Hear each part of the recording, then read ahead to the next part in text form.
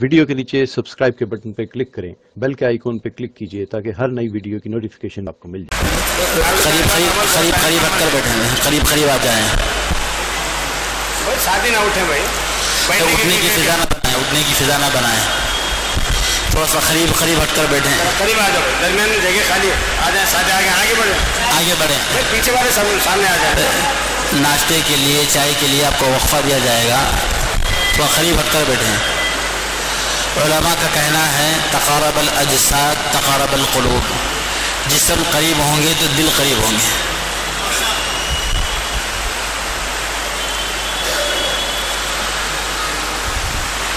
इसीलिए नमाज के अंदर सफ़ों में मिलकर खड़े होने का हुक्म है, इस वजह से कि हमारे दिल आपस में मिले हुए हों।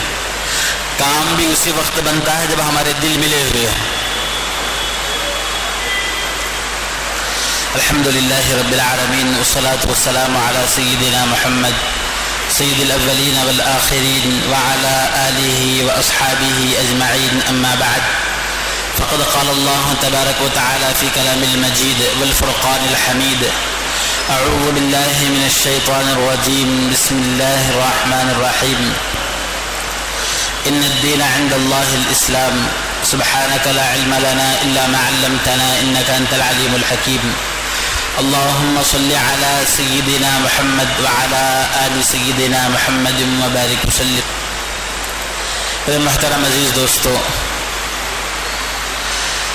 ये जमात की कारगुजारी है, कोई बयान नहीं है।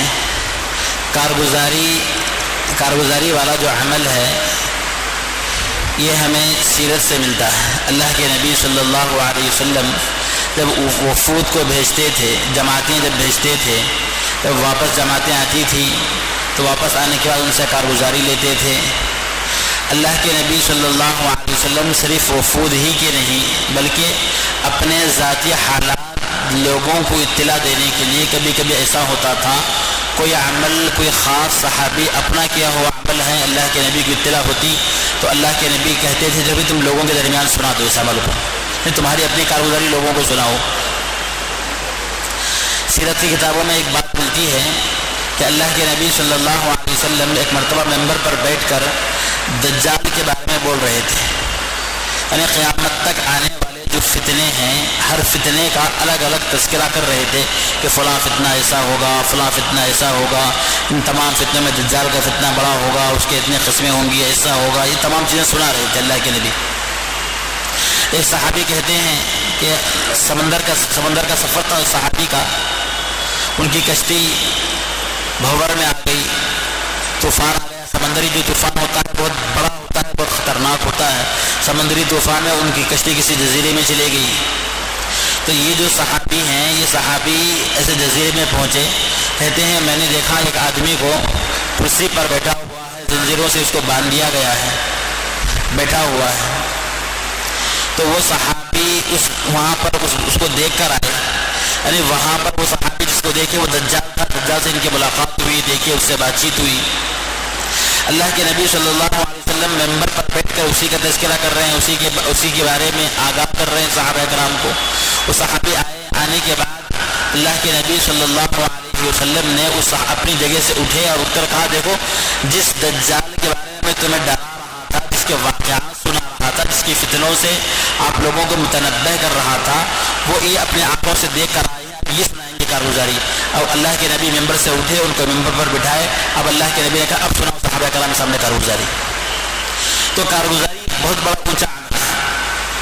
हज़रत जी मौलाना इनामुल हसन साहब रहमतुल्लाह अलैह से किसी ने पूछा कि हज़रत ये कारगुजारी का क्या फ़ायदा है, कारगुजारी का क्या फ़ायदा है?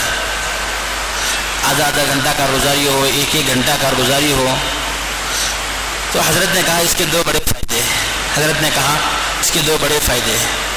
एक फ़ायदा तो ये है कि जब कारगुजारी लोगों के सामने काम की जो कारगुजारी है, कारगुजारी जब लोगों के दरमियान आएगी, लोगों के सामने जब कारगुजारी आएगी तो इससे लोगों का शौक़ बढ़ेगा, तरगीब होगी, लोगों के अंदर लोगों के जज्बात, लोगों के अंदर एक जज्बा पैदा होगा कि चलो भाई अल्लाह के रास्ते में हमें भी निकलना है। कितने लोगों को आपने देखा होगा जिनकी ज़िंदगियाँ सिर्फ कारगुजारी सुनकर बदल गई, जिनकी ज़िंदगियाँ सिर्फ कारगुजारी सुनकर बदल गई। تو حضرت نے فرمایا دوسرا فائدہ یہ ہے کہ ہماری دعوت پہنچ جائے گی. اس ملک سے جو آئے اس ملک سے ایک پیغام لے کر آئے تھے, وہ پیغام لوگوں تک پہنچانا تھا دعوت کے ذریعے.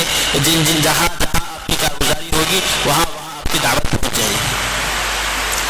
تو میرے عزیز دوستوں, ہماری یہ مختصر سی جو جماعت تھی جو یہاں کے بزرگوں سے دعائیں لے کر یہاں سے شہر کرنول کے مرکز سے نکلے, حیدرآباد پہنچے, وہاں پر بھی الحمدللہ ہم لوگوں کو نصیحتیں ہوتی رہی. وہاں کے جو ذمہ دار تھے وہ ہم سے بات کرتے رہے, ترغیب دیتے رہے اور کہتے رہے کہ کس طرح رہنا ہے. بیرور میں پھر نظام الدین مرکز کو پہنچے, وہاں سے پھر وہاں کے احوال سے واقف ہوئے. پھر اس کے بعد وہاں جو باتیں بتلائی گئی ہم کو, تمام باتیں اور کیسے رہنا ہے کیا ہے, وہاں مرکز کے تمام امور کو لکھ کر سن کر باقاعدہ وہاں کی باتوں میں بیٹھ کر پھر وہاں سے جب روانہ ہوئے جبوتی پہنچے تو وہاں کے دیکھیے یہ کارگزاری ہے نا, کارگزاری والا عمل مختصر سے 15 منٹ میں پوری کارگزاری تو سنا نہیں سکتے, لیکن جو اہم نکات ہیں وہ آپ کے سامنے عرض ہیں. اس ملک کے اندر ملک کی آبادی, ابھی مولانا کہہ رہے تھے نا کہ ہمارے کرنول ضلع کی اتنا ہوگا, لیکن آبادی تو اس سے بھی کم ہے. آبادی ہمارے کرنول ضلع کی جتنی آبادی ہے اس سے بھی بہت کم ہے آبادی.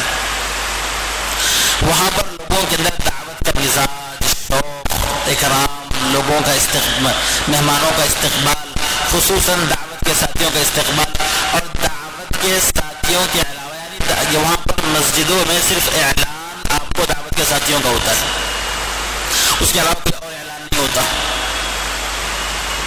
الحمدللہ علماء کرام کی جو جماعت تھی محنت کرتی رہی, لوگوں سے ملتی جلتی رہی, جو باتیں مرکز سے ہمیں بتائی گئی تھی نظام الدین مرکز سے انہی باتوں پر عمل کرتے رہے, اسی ترتیب پر ہم عمل کرتے رہے, اسی ترتیب کے ساتھ چلتے رہے. تو الحمدللہ اتنا فائدہ ہوا کہ ہماری 3 مرتبہ تشکیل ہوئی الگ الگ مقامات پر. تینوں تشکیلوں کی ٹوٹل جماعتیں ملا کر الحمدللہ 30 جماعتیں نکلی ہیں اللہ کے راستے میں. اصل میں ایک جگہ اجتماع تھا, ڈائی نام کا ایک علاقہ ہے بالکل پہاڑ کے اوپر, بالکل پہاڑوں کے اوپر مستقل لمبا ایک پہاڑی سلسلہ ہے.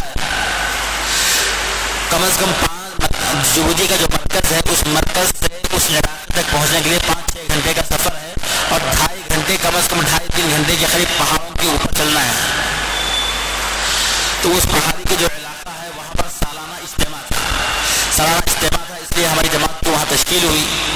عموماً جماعتیں وہاں پر جانے سے گھبراتی ہیں کیونکہ بہت سرد علاقہ ہے اور بہت قربانیوں کا علاقہ ہے, بہت قربانی دینا پڑتا ہے. تو ہماری جماعت تیار ہو گئی الحمدللہ, وہاں پر تشکیل ہوئی, وہاں پر گئے. تو اس جماعت میں الحمدللہ مذاکرہ ہوا. وہاں پر 5 کام کے سلسلے میں جب ان کے سامنے بات رکھی گئی تو وہ لوگ وہاں کے جو ذمہ دار ہیں, شورا کے جو ذمہ دار ہیں مرکز کے, مفتی نور محمد صاحب ان کا نام ہے, تو مفتی نور محمد صاحب کہنے لگے انما سمعت مثل هذا, وہ کہنے لگے ہم لوگوں نے ایسا 5 کام کے سلسلے میں اتنی تفصیل اور 5 کام کی اتنی اہمیت اور اتنا اچھا طریقے سے آپ لوگ 5 کام کرتے ہیں, ہمیں تو اس کے بارے میں آج تک علم نہیں تھا.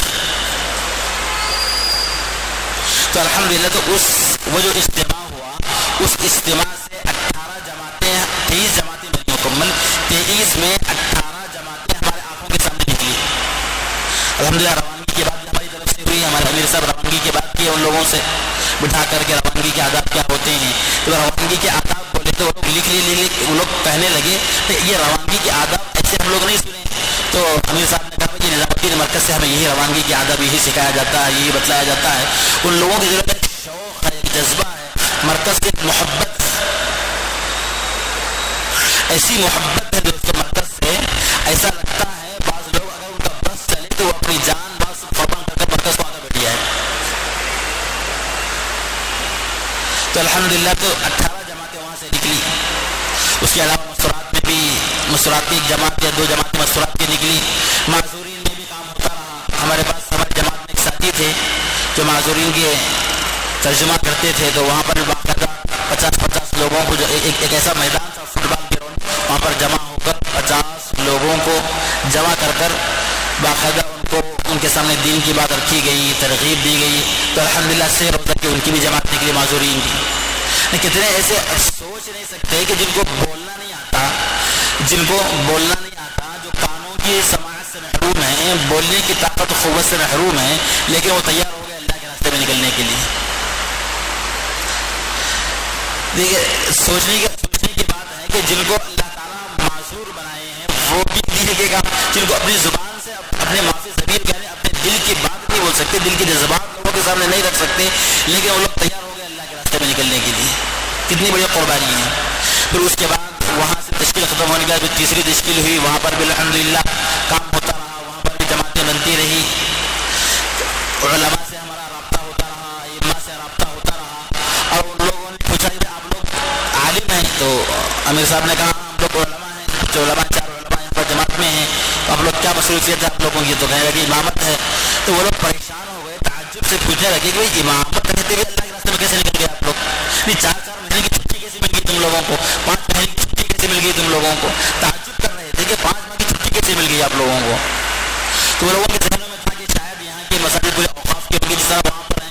تو ہم لوگ بولے نہیں، وہاں پر اوقاف کی مساجد نہیں ہے، وہ تو یہاں پر تنخواہ اوقاف کی طرف سے نہیں ملتی. تو وہ لوگ پریشان ہو گئے، جب اوقاف کی طرف سے تنخواہ نہیں ملتی تو آپ لوگ ذاتی مسجد محلے والے مسجد چلاتے ہیں، مسجد کا خرچ برداشت کرتے ہیں، تو آپ لوگ کتنی بڑی قربانی سے آپ نکلے ہیں.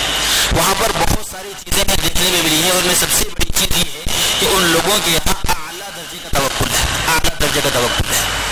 اور پوری جبوتی کا جو ملک ہے اس ملک کی تبدیلی کا ایک کارگزاری ہے چھوٹی سی، پورے ملک کے اندر ایک ہلچل مچی تھی کہ 2006 کا واقعہ ہے، 2006 کا واقعہ ہے کہ جبوتی میں ایک علاقہ ہے تجورہ نام کا، اس علاقے میں اجتماع تھا، اور اس علاقے کو پہنچنے کے لیے 2 راستے ہیں، ایک بائی روڈ پہنچا جا سکتا ہے، ایک سمندری راستے سے پہنچا جا سکتا ہے. تو سمندری راستے سے پہنچنے کے لیے اجتماع گاہ کو پہنچنے کے لیے 300 آدمیوں کا قافلہ، جس کے اندر مسجد کے ذمہ دار، محلے کے ذمہ دار، مسجد وار جماعت کے ساتھی اور جو ذمہ دار قسم کے لوگ تھے وہ پورے کے پورے لوگ اس میں سوار ہیں. 300 آدمیوں کا قافلہ کشتی میں سفر کر رہے ہیں.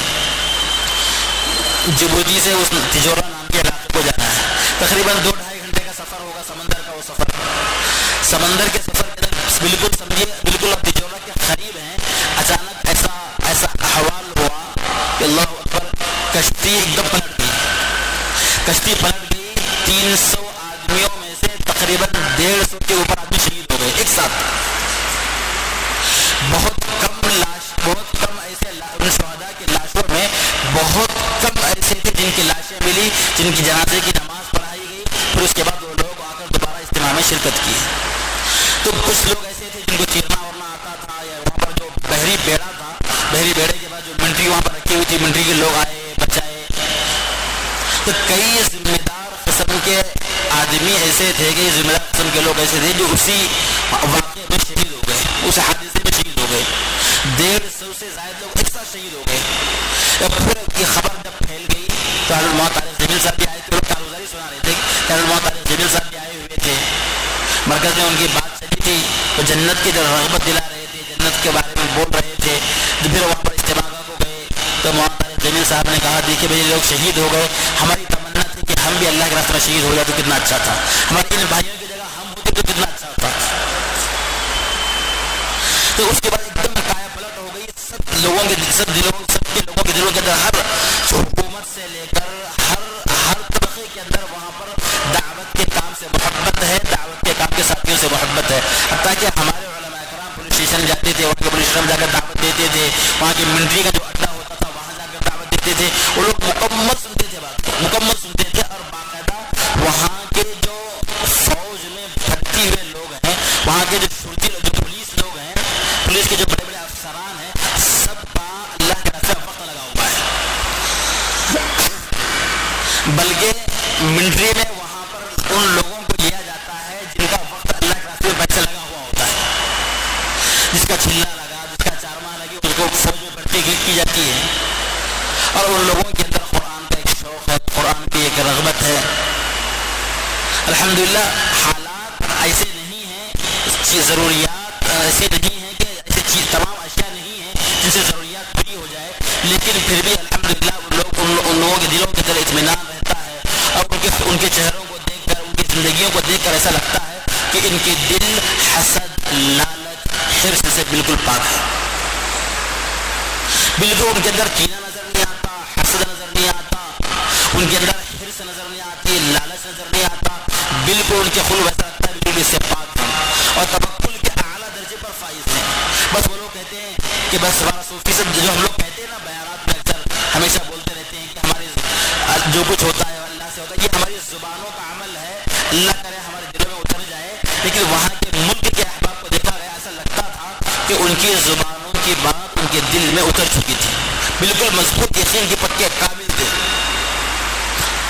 بس اللہ سے دعا کریں میرے عزیز دوستو کہ وہاں کے حالات اللہ تعالیٰ مالی اعتبار سے بہت کمزور ہیں لیکن دین کے اعتبار سے الحمدللہ بہت مضبوط ہے. قرآن کا دین کا بڑا شوق ہے. چھوٹے چھوٹے بچے جو مکتبوں کے اندر پڑھنے کے لیے آتے ہیں، کسی کے پاس قرآن تو ہے وہاں پر لیکن بیٹھ کر پڑھنے کے لیے ڈیسک ان کے پاس نہیں ہے، بیٹھ کر پڑھنے کے لیے کرسی ان کے پاس نہیں ہے. چھوٹے چھوٹے دودھ کے ڈبے ہوتے ہیں، ان ڈبوں پر بیٹھتے ہیں پڑھتے ہیں. کسی کے پاس پہننے کے لیے کپڑے صحیح نہیں ہیں لیکن بس ان کو شوق ہے. اور سب سے بڑی بات یہ ہے کہ اذان سے پہلے وہ لوگ مسجد کو آ جاتے ہیں اور سنتیں باقاعدہ پڑھتے ہیں. نماز سے پہلے کی سنتیں ادا کرتے ہیں، نماز کے بعد کی سنتیں بھی ادا کرتے ہیں. جمعہ کے دن ان کا حال یہ ہوتا ہے کہ 10 بجے 10:30 بجے مسجدیں بھر جاتی ہیں. 12 بجے خطبہ شروع ہوتا ہے، 12 سوا 12 بجے، تو اس 1 گھنٹہ 1.5 گھنٹہ 2 گھنٹے پہلے مسجدیں بھر جاتی ہیں. تو یہ ہے مختصر سے کارگزاری جبوتی کی. بس اللہ سے دعا کرے اللہ ان کو بھی ہدایت پر قائم رکھے، اللہ ہم کو بھی ہدایت پر قائم رکھے، اللہ ہماری نسلوں کے اندر بھی ہدایت کے فیصلے فرمائے. یہ سب تیار ہیں اللہ کے راستے میں نکلنے کے لیے بیرون؟ کون کون تیار ہے؟ ہاتھ اٹھاؤ. ماشاء اللہ سب تیار ہیں. اللہ قبول فرمائے.